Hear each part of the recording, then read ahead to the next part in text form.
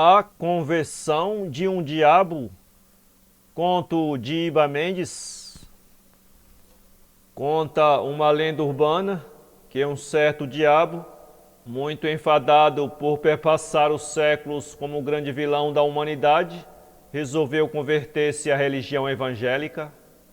Inicialmente comprou um paletó de linho e uma Bíblia de capa preta. Em seguida, aparou o cabelo, fez a barba e cortou as unhas das mãos, passando doravante a cuidar de sua aparência pessoal, de modo que adquirisse os traços de um cristão conservador. Concomitantemente a isso, começou a observar o comportamento dos crentes, buscando imitá-los em tudo, incluindo na maneira de falar, no modo de se comportar perante a sociedade, nos hábitos de devoção e em suas particularidades doutrinárias. Concluída, enfim, essa etapa, ele mirou com satisfação o espelho e sorriu mentalmente, vendo ali não o velho diabo das noites sulfúreas, dos contos soníferos, o terror das crianças e dos religiosos, mas uma nova criatura, imagem e semelhança dos mortais. Uma vez se inteirado dessas particularidades, o diabo não perdeu um só minuto, deu-se pressa em procurar uma igreja para frequentar e na qual pudesse exercer suas novas habilidades aprendidas. Em qual delas poderia melhor se acomodar?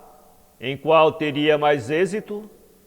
Esse passo foi decisivo e exigiu dele minuciosa e exaustiva pesquisa. Ao princípio, descartou as igrejas mais tradicionais, cujas práticas teológicas o remetessem mentalmente ao seu passado tenebroso de mortes e perseguições. Havia se convertido e, portanto, sentia necessidade de encontrar novidades que lhe despertassem novos projetos, um lugar onde fosse bem acolhido e onde pudesse partilhar livremente seus elevados conhecimentos. Enfim, depois de aprofundadas meditações, não teve mais dúvidas, seria um crente pentecostal. Quem o visse no domingo, seguindo em direção à igreja, de paletó e gravata e com a Bíblia debaixo do braço, não vacilaria em ver naquele homem de aparência impoluta um verdadeiro crente. Ao entrar no templo, sob os olhares curiosos dos presentes, o diabo inclinou-se humildemente sob o banco de madeira e dobrou os joelhos numa ligeira prece.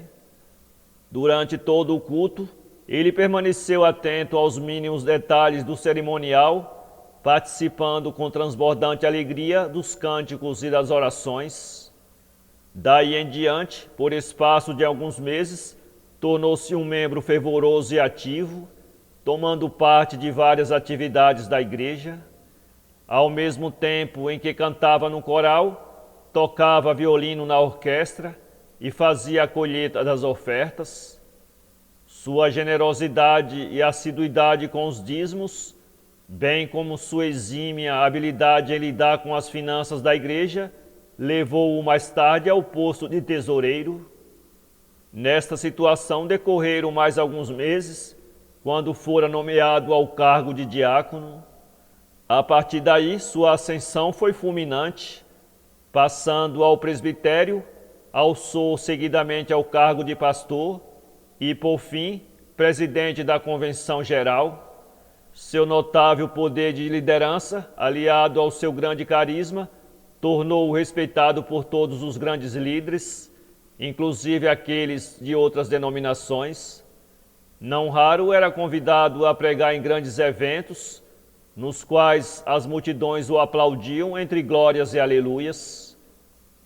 Não obstante sua elevada posição eclesiástica e seus inúmeros afazeres ministeriais, ainda assim, de ordinário, reservava um dia da semana para visitar os doentes e os menos favorecidos socialmente.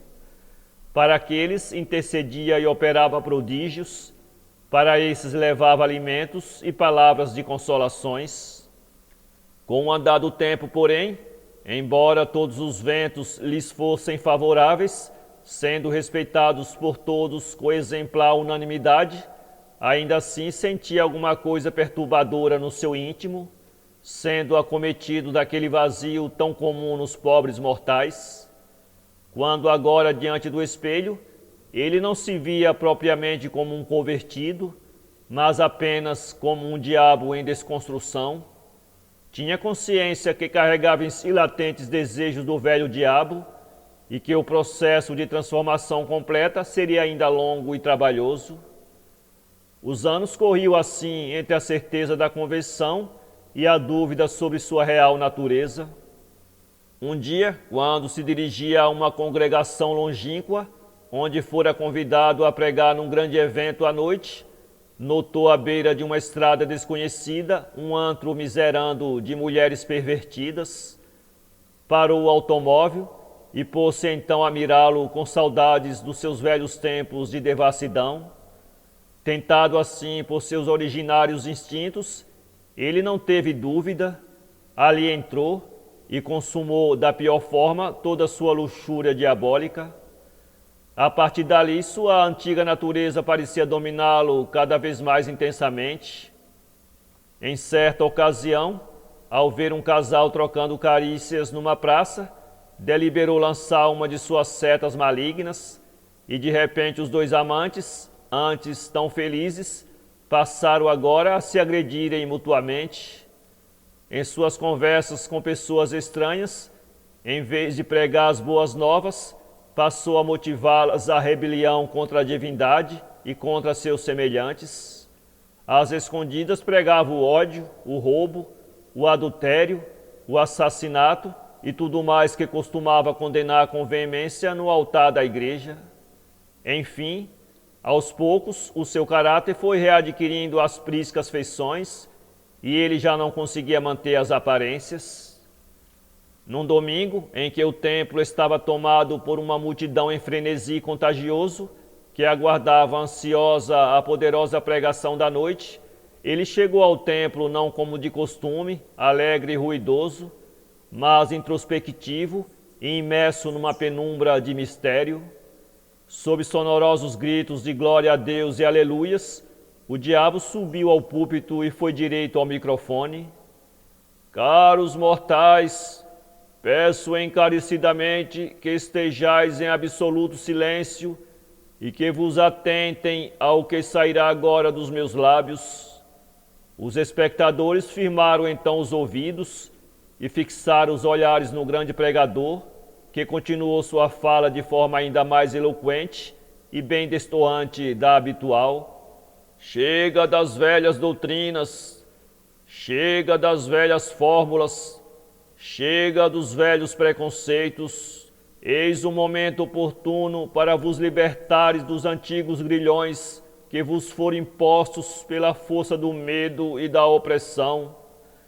Os membros, que até então nunca o vira assim tão exaltado e com um aspecto severo e amedrontador, permaneceram ainda mais atentos, como se estivessem paralisados por um raio anestésico.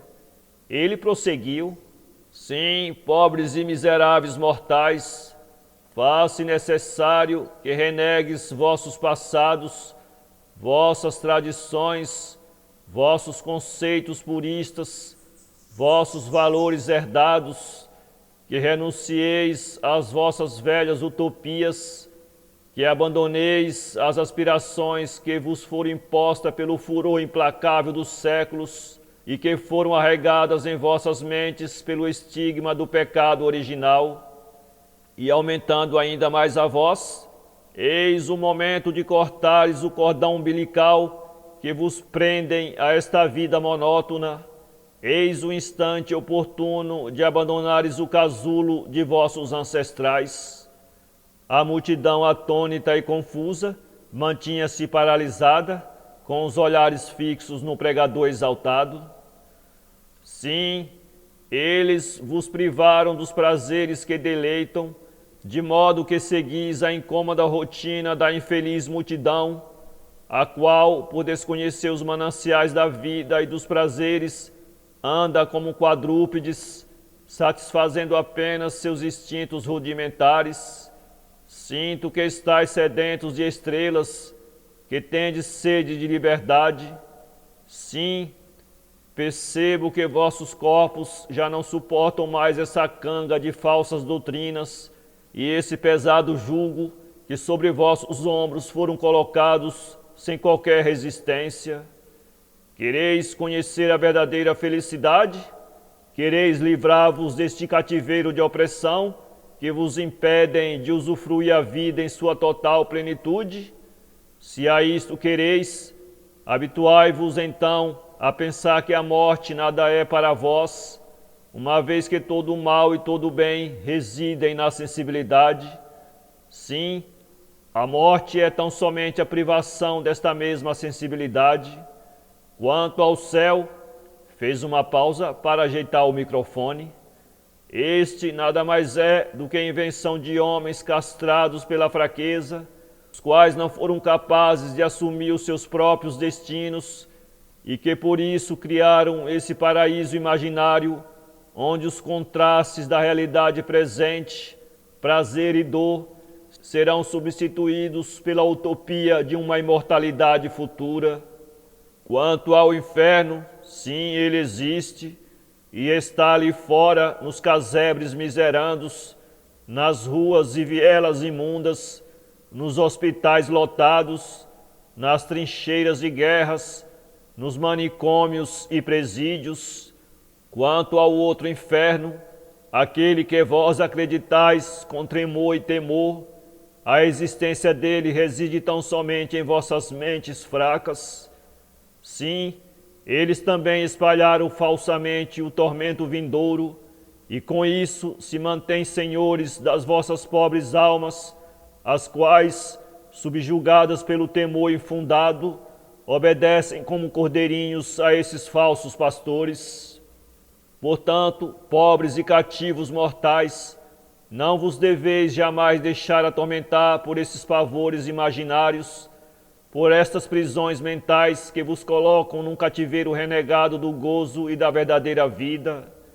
Sabeis, pois, que onde impera o prazer e a alegria, nem a dor do corpo, nem a dor do espírito, ou ambos, hão de prevalecer dentro de vós. Se vos, pois, libertardes desses grilhões mentais, vossas alegrias serão de tal maneira perenes, que não terão tempo para pensar nessas tolices, as quais existem apenas para vos afastarem dos prazeres que deliram. Portanto, não deveis ter qualquer preocupação com a morte, nem com o além-túmulo, seja céu, seja inferno. Seria um absurdo preocupar-se com o que segue a morte, com o que vós não tendes nenhum controle. Eia, o homem despojado do prazer é como uma videira sem frutos, é como um jarro sem flores. A virtude, a ciência, a sabedoria, tudo isso perderá o seu valor se não buscardes o verdadeiro prazer desta vida, o gozo daquilo que podemos tocar e sentir. Só o prazer é o princípio e o fim de uma vida bem-aventurada. Felicidade, felicidade. O que é a felicidade senão o presente bem vivido? O que é a aventura senão os vapores cálidos de um bom vinho? O que é a fortuna senão os braços e os beijos ardentes dos amantes? Envelheçam, pois, rindo, tal como as árvores fortes envelhecem. E concluiu, com os punhos para o alto: viva a liberdade, viva o prazer, viva a vida! Nesse instante, o ambiente fora tomado por um cheiro acre de enxofre e uma enorme balbúrdia tomou conta do recinto. Pessoas corriam como se fugisse de um incêndio, outras caíam desmaiadas, algumas ajoelhavam e suplicavam a intervenção divina. Enquanto isso, no púlpito, o diabo aparecia sem qualquer disfarce, sentindo que se achava no ar, ergueu as mãos e desapareceu como se fosse um ilusionista de palco. Sua verdadeira natureza foi finalmente revelada ante os olhos estupefatos da multidão que até aí o amava e o idolatrava.